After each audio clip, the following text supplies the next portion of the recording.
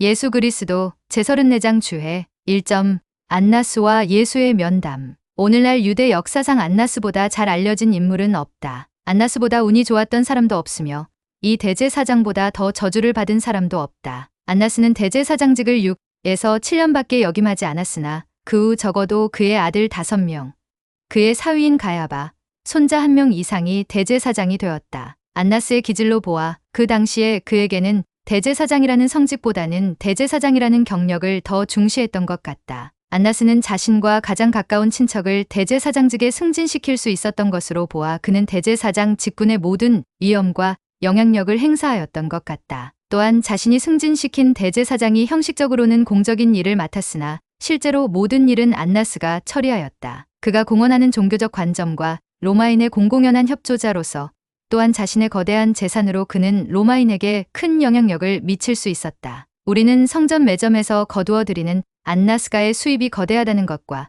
이 매점이 얼마나 흉악하고 평판이 나빴는지를 살펴보았다. 이들 뻔뻔스럽고 방종하고 파렴치하고 타락한 아론의 후손들의 이름은 수군대는 저주로서 말하여졌다. 성전에서 장사하는 자들을 몰아낸 그리스도의 일화를 얘기하지 않는다 해도 그리스도의 권위가 인정되면 그것은 매점에 대하여 치명적인 것이었을 것이므로 메시아는 특히 예수와 같은 모든 점에서 안나스에 대하여 얼마나 적대적인 존재인가 하는 것을 이해할 수 있다. 안나스 앞에서 무슨 일이 있었다 하는 기록은 없다. 그리스도가 먼저 안나스에게 끌려오셨다는 사실을 언급한 것도 요한복음에만 기록되어 있다. 제자들이 모두 예수를 버리고 도망했으므로 그들이 다시 모였을 때까지 적어도 베드로와 또 다른 제자 분명히 요한일 것임. 가 예수를 따라 대제사장의 집 안나스의 집이 아닌 가야바의 집에 들어갔을 때까지 실제로 어떤 일이 있었는지를 그들이 알지 못한다는 점을 이해할 수 있다. 왜냐하면 세계의 공관 복음서에 의하면 베드로가 부인한 장소는 안나스의 집이 아닌 대제사장 가야바의 집이었으며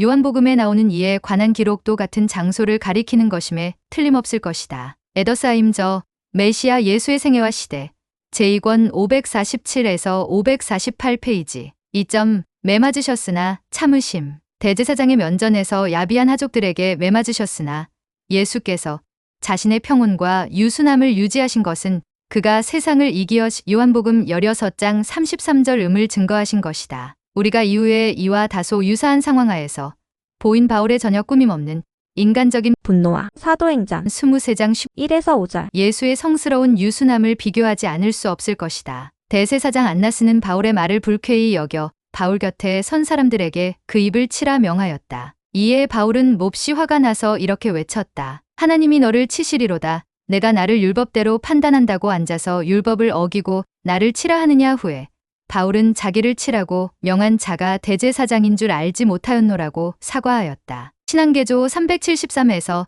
374페이지 및 본문주의 패러저 바울의 생애와 업적 539에서 540페이지 참조 3점 대제사장과 장로 그리스도가 살아 계시던 당시의 유대인의 사회제도에서 관원에 의해서 주어지는 이러한 직위는 대신권, 즉 멜기세덱 신권을 가진 자에게 적용되는 명칭과 동일한 것으로 혼동해서는 안 된다. 유대인의 대제사장은 관리 제사였다. 제사가 되기 위하여는 아론의 자손이 되는 것으로 족하다. 그러나 대제사장이 되는 것은 로마 당국의 임명에 의해서였다. 장로는 그 명칭이 뜻하는 바와 같이 연세가 높고 경험이 많은 사람으로 마을의 행정관료의 역할과 지방의 소사내들인 또는 예루살렘의 대사내들인에서 교회 재판정의 판사가 되도록 임명되었다. 예수께서 지상에 계시던 당시 유대인들 가운데 흔히 사용된 장로란 말은 서기관이란 직책과 마찬가지이며 멜기세덱 신권에서의 장로 직분과는 아무런 관계가 없다. 유대인의 대제사장 및 장로의 직책은 종교적 및 세속적인 기능이 결합된 것이며 참으로 두 직책은 대체로 정치적 특권이 되고 말았다. 스미스의 성경사전 참조 모세가 죽은 후로부터 그리스도가 오기까지 이스라엘에 조직된 신권은 소신권 즉 아론 신권이었으며 아론의 혈통에 국한된 제사의 직분과 레위 자손으로 국한된 그보다 낮은 교사와 집사의 직분으로 되어 있었다. 탈메지 저 신앙개조 187에서 188페이지 신권의 반차와 직분 참조 4점 예수에 대한 유대인 재판의 불법성 소위 예수의 재판에 관하여 많은 책이 씌어졌다. 사건의 진상과 법의 주요 사항에 대한 간략한 요약만을 여기 정리하겠다. 좀 더 상세히 연구하기 위하여 다음 자료들을 참고하기 바란다. 에더스하임, 메시아 예수의 생애와 시대 앤드류, 우리 주의 생애 뒤팽, 가야바와 빌라도 앞에 서신 예수 맨델션, 고대 히브리의 형법 살바돌, 모세의 법령, 이네스, 예수 그리스도의 재판 마이모니데스, 사네드린 레만, 사네드린의 서신 예수 베니, 유대인의 형법, 월터 M 캔들러 뉴욕 변호사협회 변호사 입장에서 본 예수의 재판. 이 책은 히브리인의 재판과 로마인의 재판, 이렇게 두 권으로 되어 있는데 여기에는 앞서 열거한 책과 그 밖의 논문에서 인용한 부분이 들어있다. 에더스하임 제2권 556에서 558페이지인 가야바의 집에서의 예수에 대한 야간 신문은 사네드린에서의 재판이 아니라고 주장하고 그 증거로 사네드린에서는 그날 밤 있었던 바와 같은 절차상의 변칙과 불법을 자행할 수 없음을 주장한다. 규정된 법적 요건을 확정하기 위하여 충분한 인용을 하면서 저자는 이렇게 말하고 있다. 그 밖에도 가야바의 집에서의 예수에 대한 재판과 선고는 유대 형법과 절차를 위배한 것이었다. 그러한 소송은 대제사장의 집에서가 아니고 정규적인 사네드린의 집회소에서 재판되고 선고되어야 한다. 그와 같은 성질의 소송은 아무리 작은 것이라 할지라도 소송 절차를 밤중에 시작해서는 안 되며 오후에 시작해서도 안 되고 변론이 하루 종일 걸린다 하더라도 선고를 야간에 내려서는 안 된다. 또한 어떠한 소송 절차도 안식일이나 축제일 또는 그 전날 저녁에 행해서는 안 된다. 그렇게 했다 해서 소송 절차가 무효가 되는 것은 아니지만 한편으로는 국민을 선동한 자에 대한 소송 절차는 오히려 모든 사람에 대한 경고의 뜻으로 공공축제일에 실시되어 선고가 집행될 수도 있다. 마지막으로 사응받을 만한 혐의에 대하여는 증인에 대한 경고 및 주의를 주는 대단히 복잡한 제도가 있어 정규 유대 판사들이 아무리 편견에 차 있다 하더라도 이 사건에 대하여 사네드린 의원과 가야바가 취한 행위처럼 행동하지는 않았을 것이라고 확언할 수 있다. 그러나 그리스도가 사네드린의 정식 재판에서 재판되고 선고되지는 않았지만 그에 대한 정죄와 사형 선고는 사네드린의 결정은 아니었어도 사네드린 의원들의 의도였다. 즉 그들의 의도는 몇 사람을 제외하고는 최고 의회와 이스라엘 지도자들의 판결이며 목적이었다. 우리들은 그리스도를 희생하겠다는 결정은 이미 사전에 내려졌다는 점을 기억해야 한다. 앞에서 인용한 목적은 위에서 보는 바와 같이 또한 경전 기록상 보는 바와 같이 예수의 야간 재판의 불법 행위가 명백히 변칙 및 불법적인 방법으로 대제사장과 의회, 즉 사네드린에 의하여 자행되었다 하는 점을 널리 인정된 고명한 저자의 견해임을 밝히는 데 있다. 만일 사네드린 의원이 재판하고 판결했다면 또 그것이 사네드린 의회에서 실시된 것이 아니라면 이 같은 행위의 무법성은 더욱 통절하고 흉악한 것이다. 캔들러의 걸작 제1권 히브리인의 재판에는 이 사건의 사실 기록과 그에 관한 히브리 형법이 광범하게 다루어지고 있다. 그는 다음과 같이 간략하게 요약하였다. 제1항 예수의 체포는 불법이다. 그 이유는 그것이 야간에 행하여졌고 또한 공범자 유다의 배반으로 초래되었는데 이런 두 가지 사실은 모두 그 당시 유대 율법의 명문으로 금지되어 있었기 때문이다. 제2항 안나스 또는 가야바 앞에서 예수를 사사로이 신문한 것은 불법이다. 그 이유는 1점 그것이 야간에 행해졌으며 2점 어떤 사건이든 단독심으로 심리하는 것은 영문으로 금지되어 있으며 3점 살바돌의 저서에서 인용한 바와 같이 공개와 자유라는 두 조건은 히브리 경전에 계속적으로 강조되어 온 원칙이다. 제3항 예수에 대한 기소는 형식상 불법이다. 모세의 율법의 모든 형법 절차에는 4가지 원칙이 있다. 즉 기소의 확실성, 변론의 공개성, 피고에 부여된 완전한 자유, 모든 위험 또는 증언에 대한 보증. 살바돌 365페이지 사네드린은 직접 고소를 제기하지도 않고 할 수도 없다. 다만 고소된 것을 조사할 뿐이다. 에더스하임 제1권 309페이지 고소는 주요 증인들의 증거로 이루어진다. 달리 고소하는 방법이 없으며 정식 기소 절차가 없다. 공회에서 진술이 거듭될 때까지 피고는 피고인이 아니다. 이네스 1페이지 탈무드의 형법 체계에 의하면 유일한 기소자는 죄에 대한 증인이다. 그들의 의무는 그 사건을 법정의 심리에 회부하는 것이며 죄인에 대한 증언을 하는 것이다. 사형에 해당되는 사건에 있어서도 이들이 법적 사형 집행인이 된다. 공적인 고소자 즉 검사에 관하여는 고대 히브리 법전에 전혀 근거를 찾아볼 수 없다. 맨델션 르멘델션 110페이지 제4항 예수에 대한 사네드린의 소송 절차는 야간에 행하여졌으므로 불법이다. 사형에 해당하는 죄에 대한 심리는 고소는 반드시 주간에만 행해져야 하며 야간에는 중지되어야 한다. 미시나 사네드린 4장 1절 일반 범죄 사건은 주간 소사네드린에서는 아침부터 정오까지 대사네드린에서는 전역까지 각급 법정에서 심리할 수 있다. 맨델션 112페이지 제5항 예수에 대한 사네드린의 소송 절차는 오전 제물을 드리기 전에 법정을 소집하였으므로 불법이다. 사네드린은 아침 제물을 드린 다음부터 저녁 제물을 드릴 때까지 개정된다. 탈무드 예루살렘 사네드린 한 장 19절 법정은 오전 제물을 드리기 전에 개정할 수 없다. 레만 109페이지 오전 제물은 동틀 때 드리는 것이므로 사네드린은 그 시간이 지난 후가 아니면 소집할 수 없다. 미시나 타미드 3점 제6항 예수에 대한 사네드린의 재판은 유대인의 안식일 전날 실시되었으므로 불법이다. 또한 이날은 무교병을 먹는 첫날이며 유월절 전날이었다. 사네드린은 안식일 전날이나 축제일 전날에 열려서는 안 된다. 미시나 사네드린 4장 1절 이스라엘 법정은 안식일이나 성경상의 7대 축제일에는 개정하는 것이 허가되지 않았다. 사형에 해당되는 사건을 재판할 경우 금요일이나 축제일 전날에 재판을 할 수 없다. 왜냐하면 그러한 사건을 야간까지 연장하거나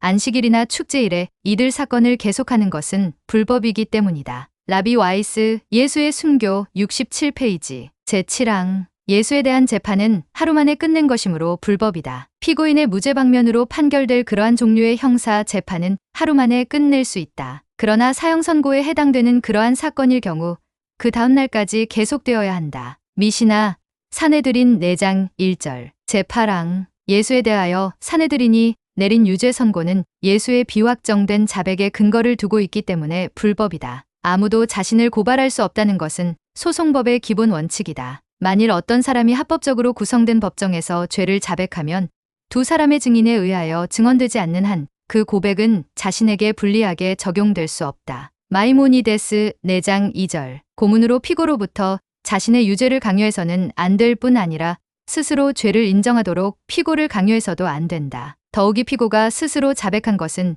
증거로 인정될 수 없으며 따라서 그 자신에 대한 고발은 법적으로 필요한 수의 증인에 의하여 세밀히 확정되지 않는 한 그것으로 인하여 그를 유죄로 판결할 수 없다. 맨델션 133페이지 제9항 예수의 유죄 판결은 사네드린이 만장일치로 유죄를 선고하였으므로 불법이다. 재판날의 모든 판사가 동시에 만장일치로 결정한 유죄 선고는 무효이다. 141페이지 만일 판사 중 아무도 피고를 변호하지 않으면 즉 법정에서 변호인 없이 모든 판사가 유죄를 선고하면 그 유죄 선고는 무효로 되며 사형 선고는 집행될 수 없다. 라비 와이스 예수의 순교 74페이지 제10항 예수의 소송 절차는 아래와 같은 점에서 불법이다. 1점 유죄 선고가 율법이 금하는 장소에서 선고되었다. 2점 대제사장이 자기의 옷을 찢었다. 3점 투표는 변칙적이었다. 가지스 법정을 떠나서는 아무에게도 사형 선고를 내릴 수 없다.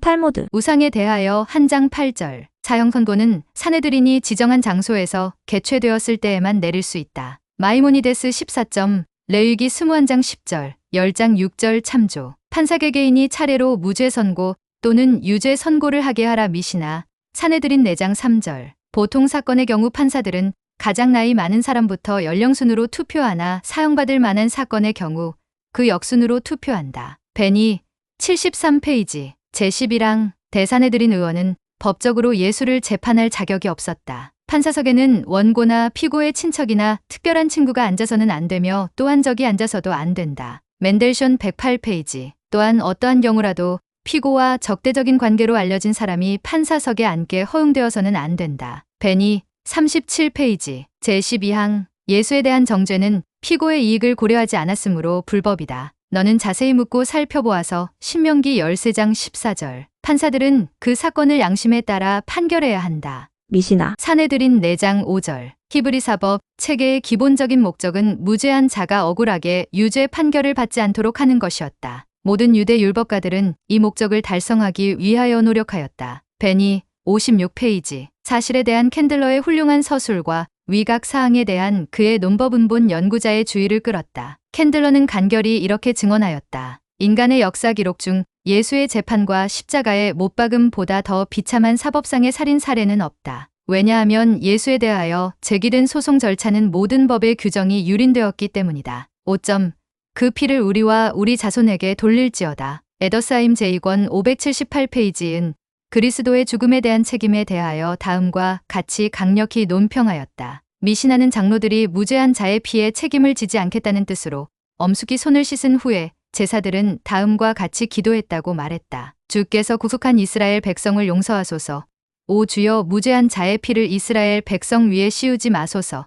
그러나 이제 빌라도의 말에 답하여 낮고 쉰 목소리로 부르짖는다. 그 피를 우리에게 돌릴지어다. 그리고 우리의 자손들에게 돌릴지어다. 약 30년 후 바로 그 자리에서 예루살렘의 상류 사회 인사 몇 명에 대한 판결이 선고되었다. 총독의 노여움의 대상이 된 3,600명의 희생자 가운데 많은 사람이 채찍질당하고 공회바로 너머에서 십자가에 못 박혀 죽었다. 이들 중에는 예루살렘의 귀족이 많았다. 조세퍼스 유대 전쟁사 14장 8에서 9절. 그 후 몇 년이 지나 예루살렘에서 볼 수 있는 곳에 유대인의 난도질된 시체를 매단 수백의 십자가가 있었다. 또한 이들 방랑자 유대인들은 수세기에 걸쳐 이 나라에서 지 나라로 다니며 그 피의 책임을 지고 있으며 아직도 그 피가 우리와 우리 자손에게 돌려지고 있다. 6점 가이사 외에는 우리에게 왕이 없나이다. 이러한 외침으로 유대민족은 그 대표자들이 직접 하나님을 부인하고 신성을 모독하고 배도하는 죄를 짓게 되었으니 유대 민족은 스스로 죽음을 택했고 그 이래로 그 죽은 시체는 부활이여 생명이신 구세주가 재림하실 때까지 이 땅에서 저 땅으로 수세기에 걸쳐 뒹굴어 다닌다. 에더스하임 제2권 581페이지 7점 유대인의 요구에 대한 빌라도의 굴복의 근본적인 이유. 빌라도는 무엇이 옳은지를 알았으나 그렇게 할 용기가 없었다. 그는 유대인을 두려워했으며 로마에 대한 적대 세력을 더욱 두려워했다. 그는 자신의 양심을 두려워했으나 자신의 지위를 상실하는 것을 더 두려워했다. 피정복국의 종교 및 사회적 관습에 대하여는 관대하고 타협적인 태도를 취하는 것이 로마의 정책이었다. 본디오 빌라도는 그가 총독으로 부임한 초기부터의 정책을 무시했다. 우상과 이교도의 기강에 대한 불이인의 반감을 전혀 무시하고 그는 야간에 그들의 독수리와 황제의 초상으로 장식된 군기를 가지고 군대가 예루살렘에 입성케 했다. 유대인들에게는 이 행위가 성스러운 도시의 신성 모독이었다. 많은 군중이 가이사랴에 모여 군기와 다른 우상들을 예루살렘에서 철거토록 총독에게 진정했다. 5일간이나 백성은 청원했으나 빌라도는 거절했다. 그는 모두 죽이겠다고 위협했으나 빌라도는 그 백성들이 자기들의 청원을 포기하기보다는 차라리 칼에 맞아 죽겠다는 각오를 보고 겁이 났다. 빌라도는 굴복해야 했다. 조세퍼스 유대인 고대사 18편 3장 1절 유대인 전쟁사 2편 9장 23절 또한 그는 솔로몬의 셈에서 예루살렘에 물을 공급하기 위한 수로를 건설하려고 고르반 성전의 신성한 기금을 강제로 사용하는 범행을 저질렀다. 백성들의 항의를 예상하고 빌라도는 로마 군인을 유대인으로 가장시켜 무기를 감추고 군중들 속에 섞여 있게 하였다. 약속한 신호를 하자 이들 암살자들은 무기를 사용하여 무방비 상태의 수많은 유대인들을 살상하였다. 조세퍼스 유대인 고대사 18편 3장 2절 유대인 전쟁사 2편 9장 3, 4절 또 한 번은 빌라도가 예루살렘에 있는 그의 관저의 디베료에게 바치는 방패를 설치함으로써 백성들을 크게 성나게 하였다. 또한 이 행위는 디베료의 명예를 위해서라기보다는 유대인을 괴롭히기 위한 것이었다. 4명의 헤롯 땅의 지도자를 포함하여 다른 영향력 있는 자들과 국가의 종교 지도자들이 서명한 탄원서를 황제에게 제출했으며 황제는 빌라도를 꾸짖고 그 방패를 예루살렘에서 가이사랴로 옮기도록 지시하였다. 필로딜레게이션 에티에엄 38편 백성들의 감정을 상하게 한 이러한 불법 행위가 기타 많은 사소한 잔인한 폭력 행위로 말미암아 총독은 유대인들의 반대에 부딪혔다. 그는 자신의 직위 유지가 불안정하다는 것을 깨닫고 노출되는 것을 꺼려했다. 그러한 과오 때문에 그는 과감하게 의로운 일을 하지 못했던 것이며 비난받는 과거상 대한 비겁한 공포 때문에 이를 단념케 되었던 것이다. 8점 가룟 유다 오늘날 우리는 배반자를 유다 또는 가룟이라 말한다. 이 불명예스러운 이름을 가진 장본인은 수세기 동안 신학자와 철학자 간의 논란의 대상이 되어 왔으며 최근에는 정신 분석학적인 면에서 논란의 대상이 되고 있다. 독일 철학자들은 그가 불공정하게 판단되어 왔으며 그의 본성은 여태까지 그려진 색조보다 더 밝은 색이라고 주장한 최초의 사람들이다. 참으로 어떤 비평가는 제자 가운데